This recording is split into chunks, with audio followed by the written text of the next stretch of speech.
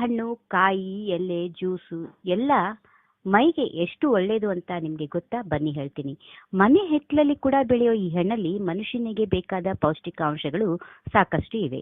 ಒಂದು ಹಂತಕ್ಕೆ ಕಿತ್ತಳೆಗಿಂತ 4ರಷ್ಟು vitamin C ಈ ಸೀಬೆ ಹಣ್ಣಿನಲ್ಲಿ ಇದೆ.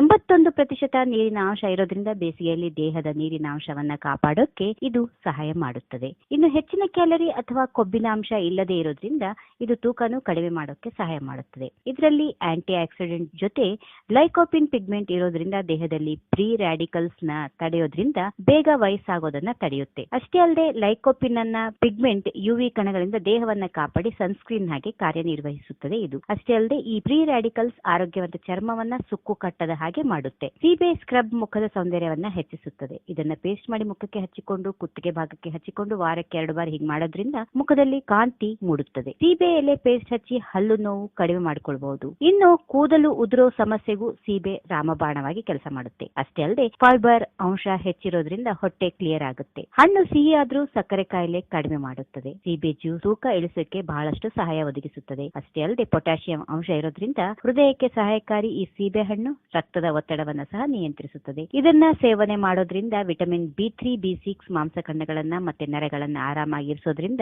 ಮನಸ್ಸು ರಿಲ್ಯಾಕ್ಸ್ ಆಗೋಕೆ ಸಹಾಯ ಮಾಡುತ್ತದೆ. ಕಣ್ಣಿನ ಪೊರೆಯನ್ನ ತಡೆಗಟ್ಟುತ್ತದೆ. ವಿಟಮಿನ್ ಸಿ, ವಿಟಮಿನ್ ಎ ಇರೋದ್ರಿಂದ ಕಣ್ಣಿನ ದೃಷ್ಟಿ ಹಾಳಾಗೋದನ್ನ ತಡೆಯುತ್ತದೆ. ಈಗ ಹೇಳಿ, ಈ ಹಣ್ಣು ತಿನ್ನದೆ ಬಿಡ್ತೀರೇನು? If you like this video ಬೇಗ ಲೈಕ್ ಮಾಡಿ, ಕಾಮೆಂಟ್ ಮಾಡಿ, ಶೇರ್ ಮಾಡಿ ಹಾಗೂ ಯೋಯೋ ಟಿವಿ ಕನ್ನಡವನ್ನು ಸಬ್ಸ್ಕ್ರೈಬ್ ಮಾಡಿ.